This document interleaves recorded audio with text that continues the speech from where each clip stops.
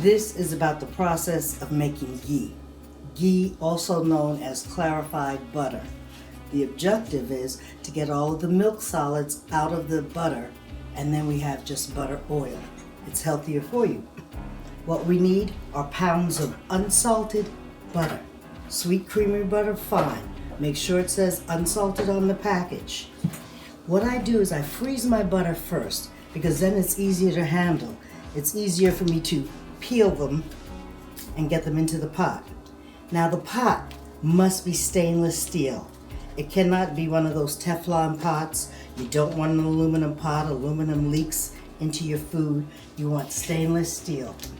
I'm going to come back to this video in a little bit and show you the pot full of sticks of butter and as I put it on the stove.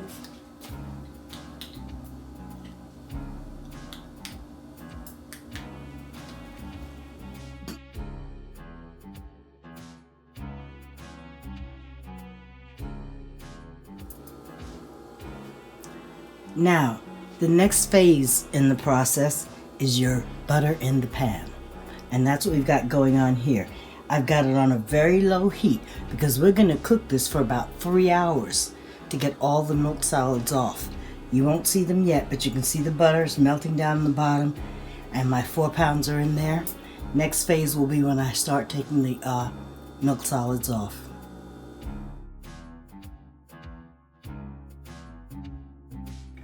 All right, now your ghee has been heating, cooking for about an hour and 15 minutes now. We do have milk solids on the top. It looks creamy, it looks nice. You don't want it. It's not good for you. And I think this process, the way you remove it, is probably what adds to the cost of ghee. So I like making my own.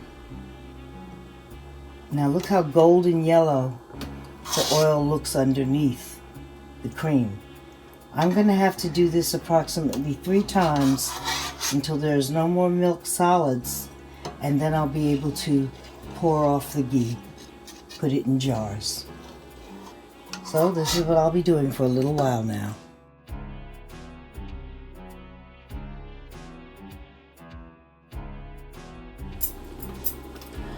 Continuing the process of making the ghee.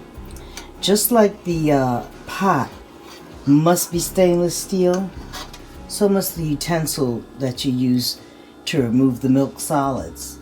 Make sure it's stainless steel. Nothing with tin or brass or even wood. No aluminum. Stainless steel. We're at a place, this has been cooking for approximately 3 hours now. I'm doing it rather slowly because I really want it to come out a nice golden color.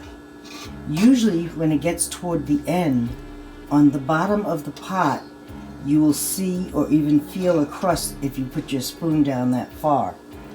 I usually don't disturb the bottom. I just go on the surface and remove the milk solids. Once that's removed, you can see into the pot and know whether something is forming on the bottom. Your pot, when you begin to see that turning brown and your ghee is still golden, it's time to stop.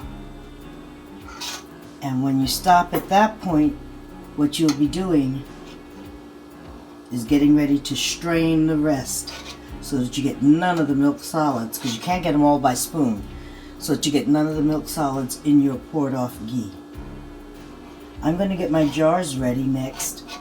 And I just like the shape of jars, so sometimes, just because a jar is shaped nicely, that's the jar that I'll pour my ghee in. And every year at Kwanzaa, since one of the rules of Kwanzaa is making the gift, I make ghee and give out ghee to people.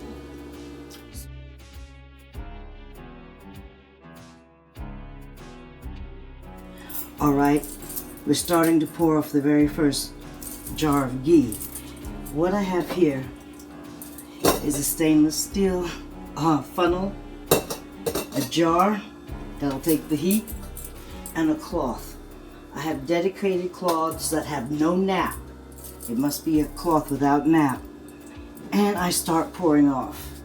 And I leave a little space to make sure that I can see how it's going through and when it's too full to transfer jars.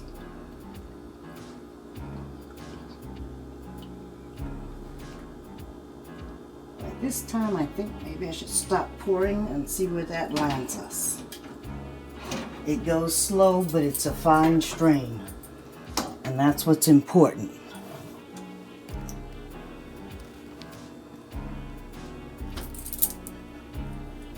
So you can see better up under. And I've got other jars prepared for me to keep on filling. I probably won't fill 4 jars, but we'll probably come close. I'll let you know when we get there. Meantime, here's the pot. The ghee is still sitting in there. On the bottom are milk solids that didn't come up. They'll be strained off.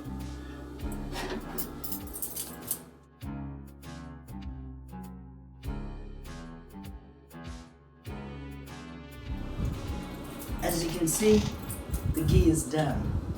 I got 4 bottles or 4 jars out of the 4 pounds. So that was a good take. One of them you'll see is a little bit more clear than the other. This is probably the first one I poured off. The other ones stayed in the pot a little bit longer and they're now cooling. At any rate, I made this video for my eldest daughter, Sia Ma'at Asaramo. She goes by Dorian Snow. At any rate, I wanted to send her some ghee, and I also wanted her to know how to make the ghee so she can be sufficient unto herself. And for anybody else that wants to know how to make it, it's so much healthier for you. You can use it on any place or anything that you would put butter on. The only exception I make is toast. On toast, it tastes greasy. But cooking your rice with it, putting it on your potatoes, you can use ghee for your recipes that call for butter, feel free.